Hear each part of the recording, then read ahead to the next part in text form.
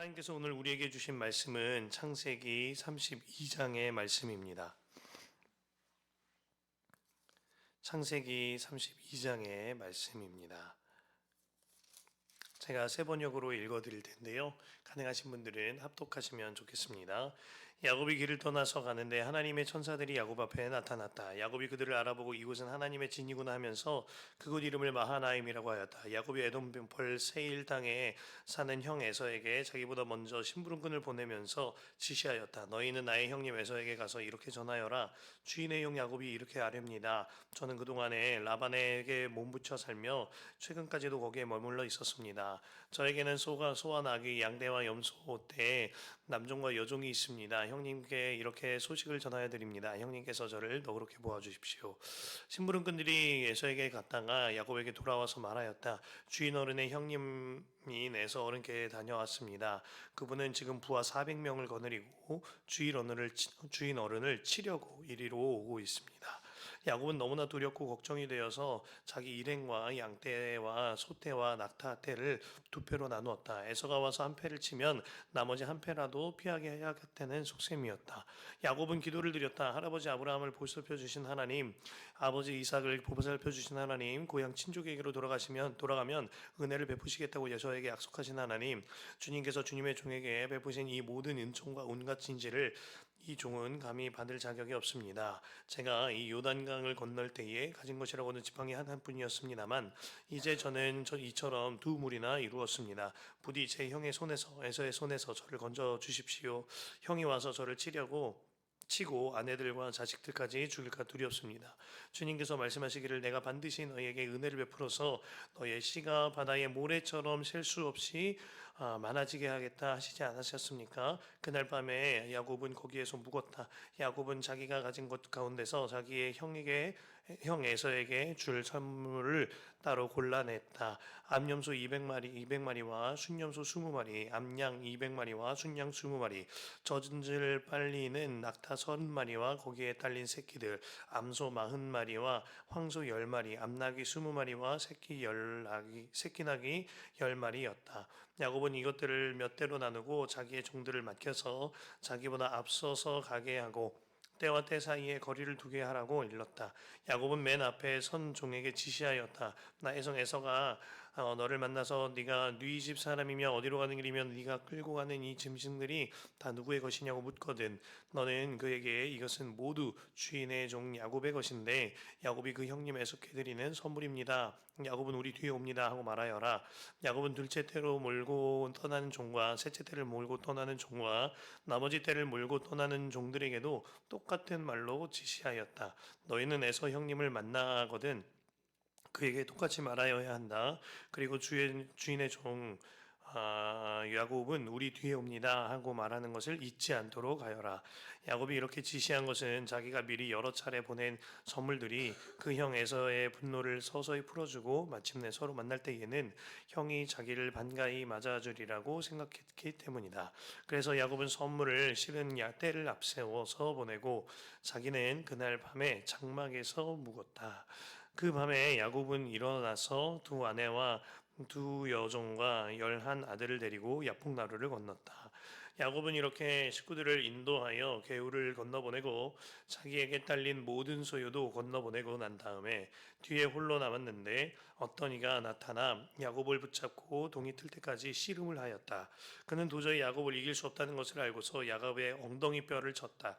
야곱은 그와 씨름을 하다가 엉덩이 뼈를 다쳤다. 그가 날이 새려고 하니 놓아달라고 하였지만 야곱은 자기에게 축복해 주지 않으면 보내지 않겠다고 떼를 썼다. 그가 야곱에게 물었다. 너의 이름이 무엇이냐? 야곱이 대답하였다. 야곱입니다. 그 사람이 말하였다. 네가 하나님과도 겨루어 이겼고 사람과도 겨루어 이겼으니 이제 네 이름은 야곱이 아니라 이스라엘이다. 야곱이 말하였다. 당신의 이름이 무엇인지 가르쳐 주십시오. 그러나 그는 어찌하여 나의 이름을 묻느냐 하면서 그 자리에서 야곱에게 축복하여 주었다. 야곱은 내가 하나님의 얼굴을 직접 뵙고도 목숨을 이렇게 붙어 있구나 하면서 그곳 이름을 브니엘이라고 하였다. 그가 브니엘을 지날 때에 해가 솟아올라서 그를 비추었다. 그는 엉덩이뼈가 어긋났으므로 절뚝거리며 걸었다. 밤에 나타난 그가 야곱의 엉덩이뼈에 힘줄을 쳤으므로 이스라엘 사람들은 오늘날까지 짐승의 엉덩이뼈에 큰 힘줄을 먹지 않는다. 아멘. 하나님의 말씀입니다.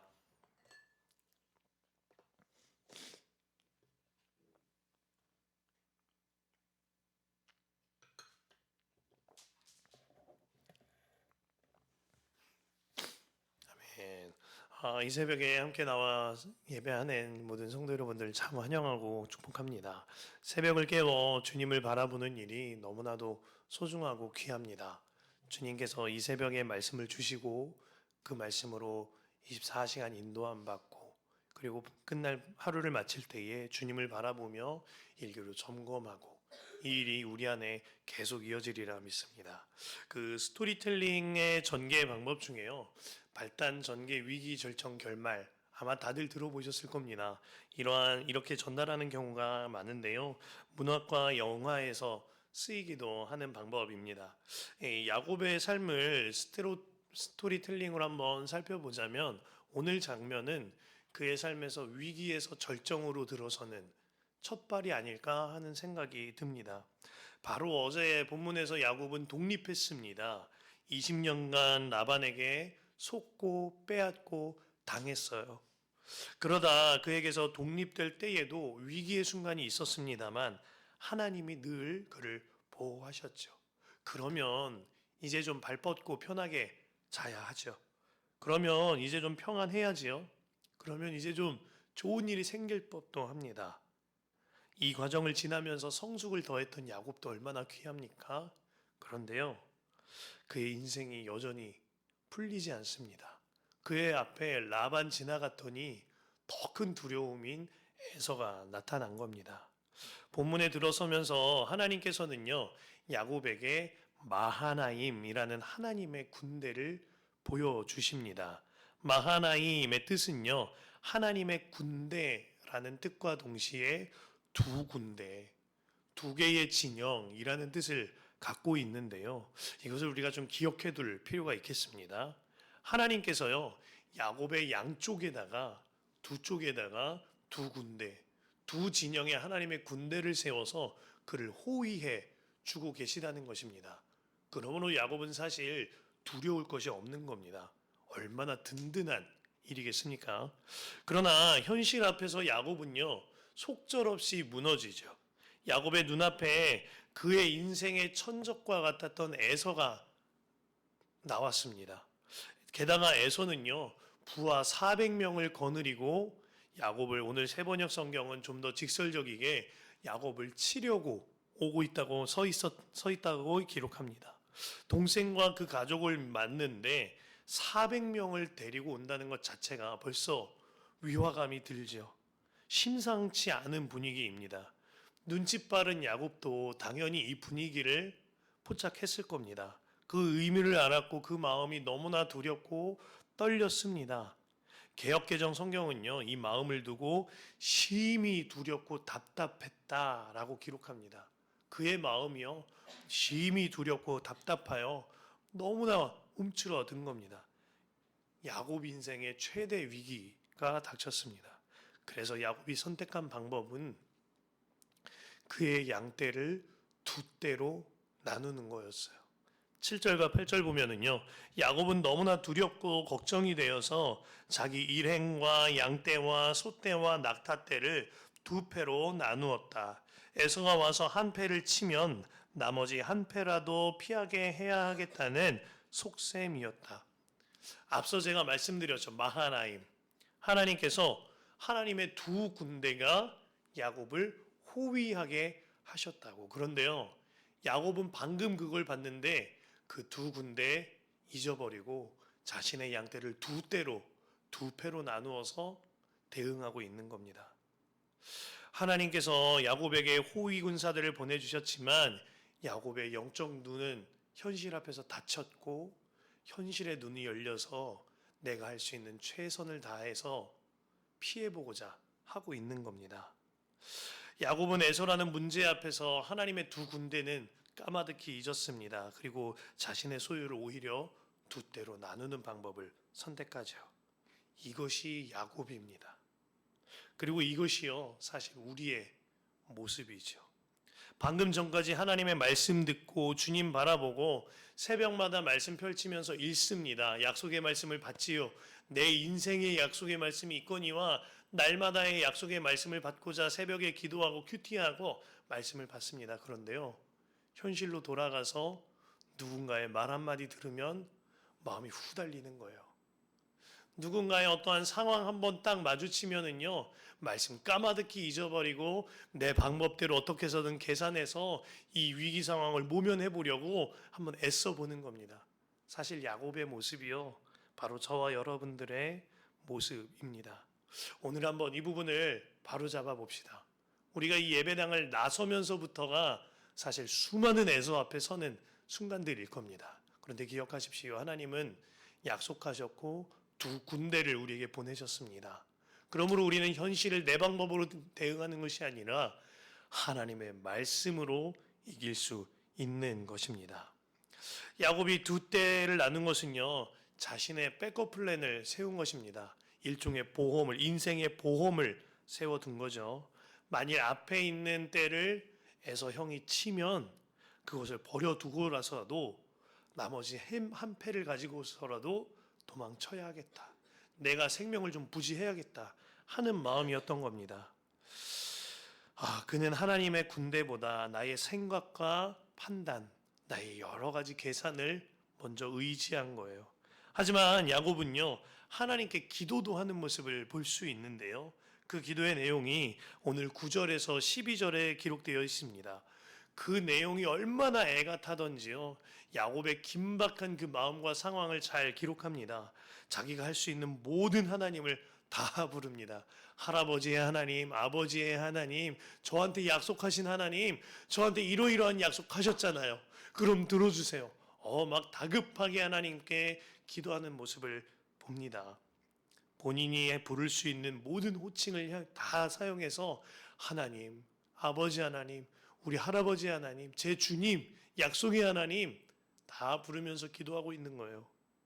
그런데 그러고 나서 기도한 뒤에 13절에서 23절까지 그 때를 오히려 세 때로 나누어서 자신의 재산을 세 때로 나누어서 에서에게 선물과 자신의 방패막이로 사용하고 있습니다. 이게 야곱의 연약함입니다. 그리고 이게 아직까지도 현실 앞에 선 우리의 연약함이기도 한 겁니다. 하나님의 두 군대를 보았지만 내 것을 두 때로 나누는 믿음, 하나님께 기도도 하였지만 일어서서는 다시 세 때로 나누어서 나의 방패로 삼고 있는 이 믿음, 이 연약한 믿음이, 인간적인 만반의 준비를 하고 있는 연약한 믿음이 야곱이자 그리고 오늘을 살아가는 야곱과 같은 우리의 모습입니다. 그런데요, 하나님께서 오늘 본문에서 이렇게 연약한 야곱을 찾아오십니다. 언제 찾아오시죠? 야곱이 홀로 있을 때. 24절에서 25절입니다. 뒤에 홀로 남았는데, 홀로 있을 때요. 홀로 남았는데 어떤 이가 나타나 야곱을 붙잡고 동이 틀 때까지 씨름을 하였다. 홀로 있을 때 하나님의 사람이 나타나셔서 무엇을 하셨죠? 씨름을 하셨어요. 그는 도저히 야곱을 이길 수 없다는 것을 알고서 야곱의 엉덩이 뼈를 쳤다. 야곱은 그와 씨름을 하다가 엉덩이 뼈를 다쳤다. 그가 홀로 있을 때 주님이 나타나신 이유가 무엇입니까? 그의 힘을 다 빼시려고. 그가 홀로 서 있을 힘조차 없게 만드시려고.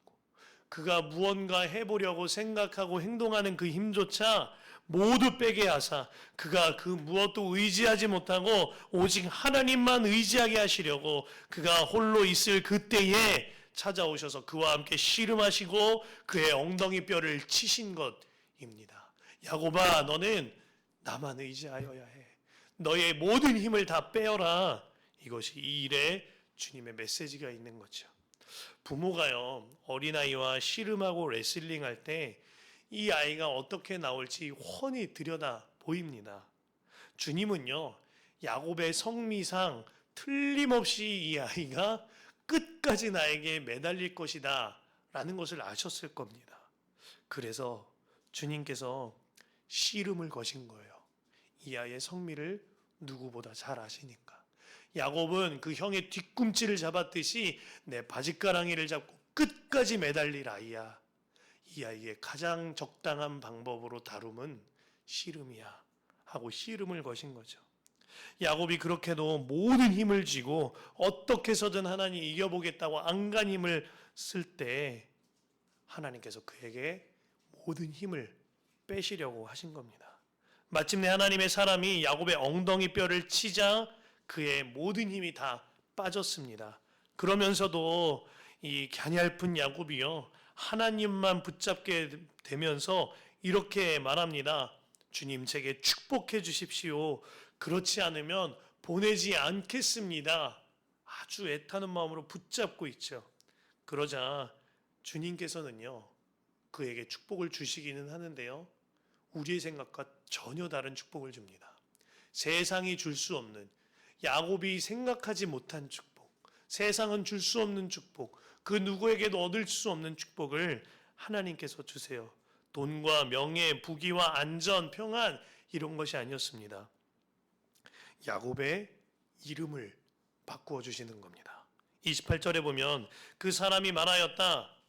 네가 하나님과도 겨루어 이겼고 사람과도 겨루어 이겼으니 이제 네 이름을 야곱이 아니라 이스라엘이다. 아멘입니다. 그것 아십니까? 아버지가 이 세상에서 씨름을 져주는 존재는 자기 자녀밖에 없습니다. 아버지는 세상에 나가서도 어디서든 간에 지지 않고자 하는 사람이 아버지인데 어디에서도 함부로 씨름에 지지 않으려 하지만 그러나 내 자녀 앞에서는 져주는 법이죠. 이날 야곱이 얻은 이 이스라엘이라는 이름의 뜻은요, 하나님을 이긴 자, 하나님과 겨루어 이겼고 하나님의 사람과 겨루어 이긴 자라는 뜻인데요, 바꿔 말하면 하나님이 져준 사람입니다. 하나님을 이겼다라는 말은요, 하나님께서 이 아이에게는 져주셨다라는 뜻이 되는 것이죠. 그러므로 이 이름은요, 하나님께서 나는 너의 아버지가 될 거야 하는 이야기인 것입니다. 이제 이 세상에요, 야곱은 없어요. 뒤꿈치 잡았던 자, 그리고 좀 더 노골적으로 사기꾼, 에서에게 속인 자, 빼앗으려 하는 자, 야곱은 이 세상에 없습니다. 이제는 그는 하나님께서 져주시는 사람, 하나님께서 자녀 삼은 사람, 이스라엘로 사는 것입니다. 여러분, 죄 지은 사람이 감옥의 죄값을 다 치르고 나오면 이제부터 그 죄 지은 사람은 죄가 없어지죠? 정직한 사람이 됩니까? 정직한 자야 라고 부르지 않습니다. 그는 여전히 죄인이지만 감옥에 다녀갔다 나온 죄인일 뿐입니다. 그가 그의 죄의 문제를 해결하는 방법은요, 한 가지밖에 없어요. 그가 죽어야만 그의 모든 죄와 모든 빚이 사라지게 되는 거죠. 죽어야만 합니다. 완전히 새로워져야만 해요. 야곱에게요, 이와 같은 일이 벌어진 겁니다. 야곱은 에서에게 죄를 지었습니다. 속였고요, 빼앗았지요. 그러나 그의 인생 20년 동안 라반의 집이라는 도망칠 수 없는 것과 같은 감옥에서 그 죄값을 톡톡히 치렀습니다. 하지만 그의 존재는 여전히 바뀌지 않았습니다. 그는 여전히 야곱, 그리고 형 앞에서는 여전히 죄인 야곱이었죠. 그러나 그래서 에서 앞에서 그가 심히 두려워하고 답답해하고 있었던 겁니다. 그래서 하나님께서 그의 존재 자체를 오늘 바꿔주신 거예요. 하나님께서 사기꾼 야곱, 뒤꿈치 잡은 자 야곱, 속고 빼앗는 야곱, 그 야곱은 오늘 죽었고 이스라엘로 살게 만드신 것입니다. 하나님께서 져주시는 존재, 하나님의 자녀된 존재, 하나님께서 함께 씨름에 겨루어서 져주시는 존귀한 존재로 하나님이 새로 리디자인해 주신 거예요. 하나님께서는 그의 존재 자체를 뒤바꾸셔서 완전히 새로운 사람으로 만들고 계신 겁니다. 그래서 오늘 말씀 제목도 내 안에 야곱은 죽었고 이스라엘로 삽니다 인 것이죠. 이제 그는 에서 앞에 설 때에 더 이상 죄인의 모습으로 서지 않습니다. 이스라엘 곧 하나님이 져주시는 자, 하나님이 져주시는 존재, 하나님의 자녀와 같은 사람으로 서는 것입니다. 그의 존재 자체가 죄인 야곱에서 하나님께서 져주시는 하나님의 자녀와 같은 존재로 뒤바뀐 거죠. 이 안에 정말 놀라운 복음이 있는 것입니다. 말씀을 준비하는 며칠 동안 제 마음이 꽤나 무거웠습니다. 무척 무거웠습니다. 사역에 있어서 제 마음 가운데에 진솔히 말씀드리면 눌림이 있었습니다. 제가 우리 교회에 부임하면서 가장 먼저 시작하게 하신 일이 주께서 주신 마음은 새벽 기도였습니다. 그리고 아마 이 일은 제가 목회하는 평생 동안 할 것 같아요. 할 겁니다. 예수님도 새벽을 깨워 기도하셨거니와 다윗과 여호수아를 비롯하여 성경의 수많은 인물들과 기록을 통하여 새벽 기도는 성경적인 기도고 하나님께 쓰임받는 기도임을 제 마음에 확신이 있거니와 주께서 주신 말씀이기 때문입니다. 또한 지난주에 목회 브리핑을 갖고 이제 2월부터 우리가 함께 예수동행 일기 나눔방을 만들어서 쓰게 됩니다. 이를 위하여 작은 밴드 또한 결성하여 시작을 하게 되지요. 예수동행 일기를 쓰고 새벽 기도를 하는 이 일은요, 제게 있어서 교회 부임을 앞두고 기도하면서 주님이 주신 말씀이거니와 주께서 허락하신 저의 목회 철학이기도 합니다. 새벽마다 말씀을 받고 그대로 기도하고 그리고 그 말씀으로 하루를 살아가며 24시간 주와 동행하고 하루의 끝자락에 이 일을 점검하며 기록하여 주님이 주신 은혜와 그리고 내가 순종하지 못한 영역을 빛 가운데 교제하는 것, 이것이 저에게 있어서 주님이 주신 목회 철학입니다. 이 일을 위하여서 소그룹별로 교회 안에서 서로 빛 가운데 교제하고 나의 모든 죄를 고백하고 주님께로 이끌림 받는 것, 이것이 우리 교회가 말씀 중심으로 세워가는 교회가 되는 방법입니다. 분명히 하나님이 주신 말씀이었거니와 세 가지 기준을 세워 제가 분별하기도 하였습니다. 저희 가정에 항상 분별하는 세 가지 기준이 있는데요. 먼저는 이 일을 진행할 때 하나님께서 주신 평안한 마음이 있는가? 성령의 역사는 눈에 보이는 여러 가지 현상이 아니라 평안한 마음일 테니까요. 그리고 두 번째는 말씀에 근거하여 이 일이 말씀에 근거된 일인가? 그리고 세 번째로는 믿음의 공동체와 함께 나눴을 때에 이것이 영적 유익이 되는 일인가? 인데요. 세 가지 기준에 한번 세워서 분별을 해볼 때에도 그 기준에 흔들림이 없었습니다. 그런데요, 어느 순간에선가 어떤 이유에선가 제 마음에 자신감이 없는 겁니다. 이 사역을 이제 시작하고 기도하고 해야 하는데 마음이 떨리고 눌림이 있어요. 오늘 말씀에 심히 두렵고 떨리더라, 이 마음이 드는 겁니다.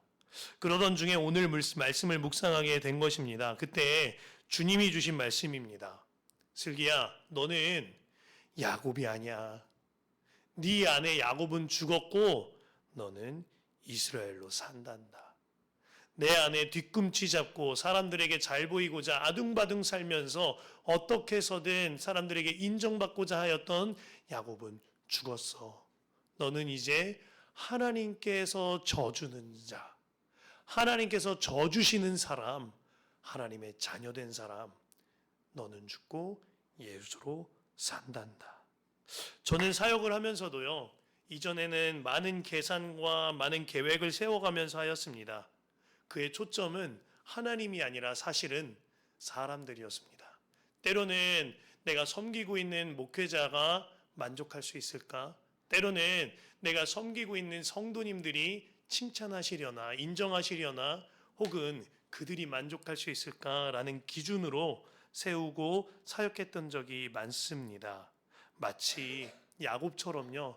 아유, 이렇게 하면 형을 좀 안심시킬 수 있으려나? 이렇게 하면 형을 만족시킬 수 있으려나? 이렇게 하면 형이 나를 받아주려나? 하는 마음이 저의 안에도 있었던 것입니다. 이렇게 하면 내가 인정받을 수 있을까? 그러나 그것은 틀린 마음이었습니다. 하나님의 마음이 아니죠. 우리 교회로 인도함 받을 때 주님이 저에게 정확히 말씀하셨거든요. 요한복음 10장 27절에요. 내 양은 내 음성을 들으며, 그렇죠. 저는 주님의 양입니다. 제가 함부로 목자 되고 싶지 않거든요. 양은 목자된 주님의 음성만 듣고 순종하는 겁니다. 내 양은 내 음성을 들으며 나는 그들을 알며 그들은 나를 따르느니라. 슬기야, 양이 목자를 어디까지 따르는 줄 아느냐?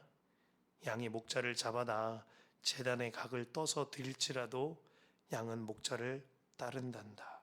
슬기, 너는 이제 죽는 길로 가는 거야. 이 교회에 부임하면서 저에게 주신 말씀입니다. 그러면서 주께서 말씀하셨어요. 죽는 그 길이 하나님과 가까워지는 영광의 길이란다. 말씀 앞에서요, 비로소 고백하게 됩니다. 하나님, 양떼를 나누던 야곱 이슬기는 죽었습니다. 양떼를 나누면서 어떻게 해서든 누군가를 만족시키려 하고 내 마음 움츠러들었던 야곱 이슬기는 죽었습니다.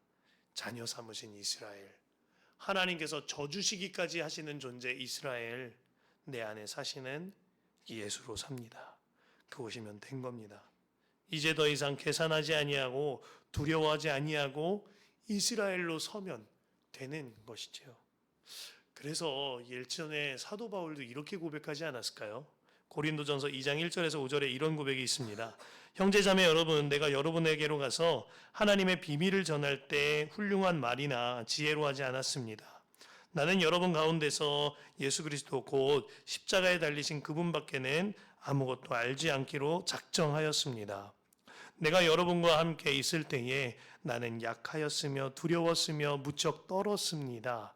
나의 말과 나의 설교는 지혜에서 나온 그럴듯한 말로 한 것이 아니라 성령의 능력이 나타낸 증거로 한 것입니다. 그것은 여러분의 믿음이 사람의 지혜에 바탕을 두지 않고 하나님의 능력에 바탕을 두게 하려는 것이었습니다.